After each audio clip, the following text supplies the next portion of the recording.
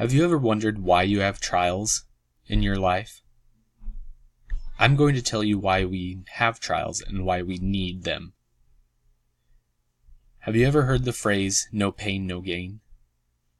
I was a sophomore in high school, and my football coach approached me and told me that next year I'd be able to make the varsity team, but on one condition. I'd start lifting weights now and got bigger and stronger. I was really scared.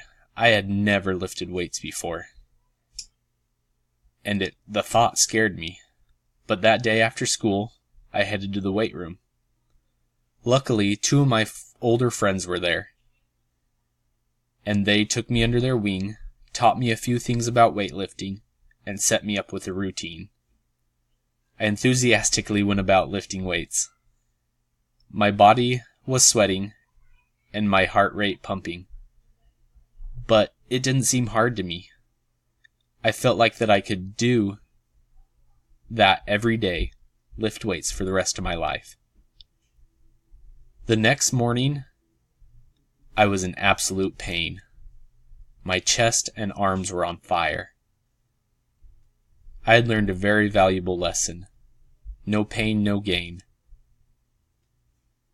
When building stronger muscles, you break them down so that you can build them back up. After about a week, the pain slowly subsided. The muscles had built themselves stronger. I could lift a little more weight than I had before.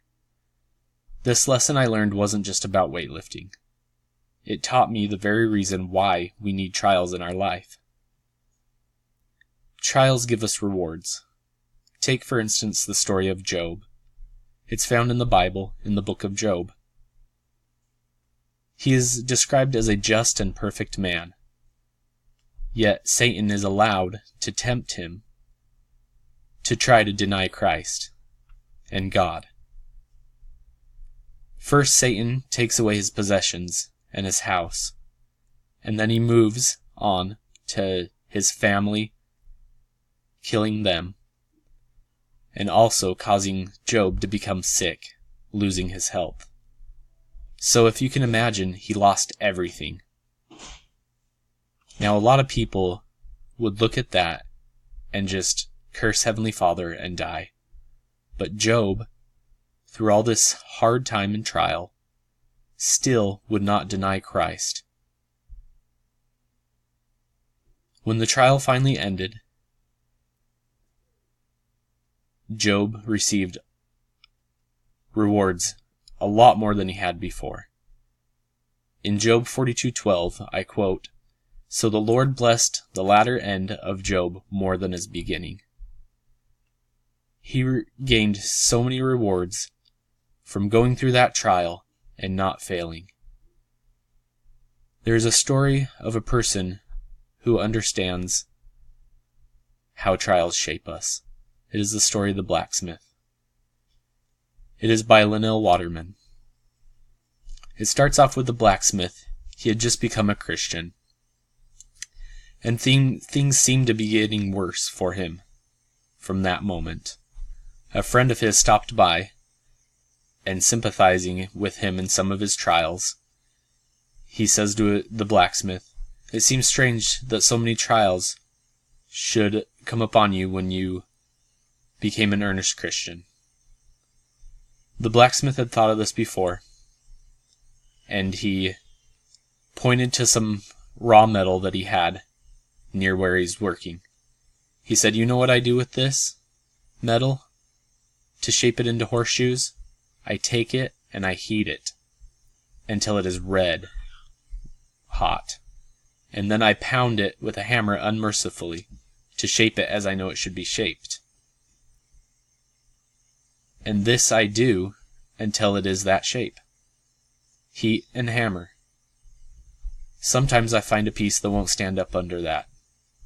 The heat and the hammering are way too much for it, and it won't be good for anything, and so I throw it on the scrap heap. And so my prayer is simply this: to strengthen me in trials, Lord, and don't throw me on the scrap heap." When we humble ourselves enough to accept that the Lord is putting us through trials to shape us, we will be rewarded much more. We can take trials and make them a blessing in our life. There is a story that will help us out with our trials.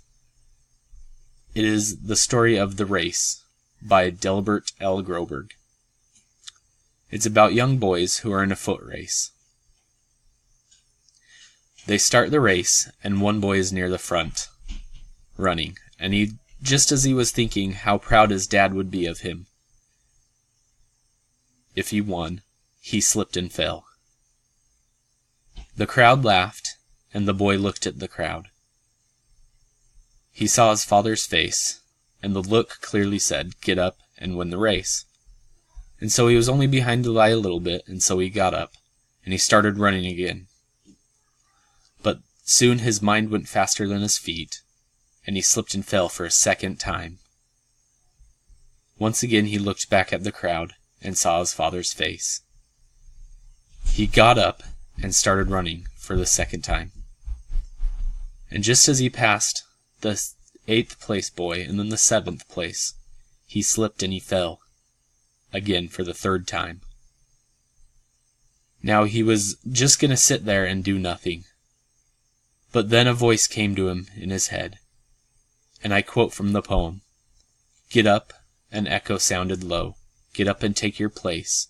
You were not meant for failure here, get up and win the race." With borrowed will, get up, it said, you haven't lost it all, for winning is no more than this, to rise each time you fall. End quote. Life isn't about coming in first place. It's about finishing the race and rising each time we fall. Get a trial. When we look back, we see that trials are stepping stones to what we are today, and we can look forward at trials with the knowledge that they are a good thing and that they are simply new ways to grow and gain rewards. We need trials and tribulations in our life.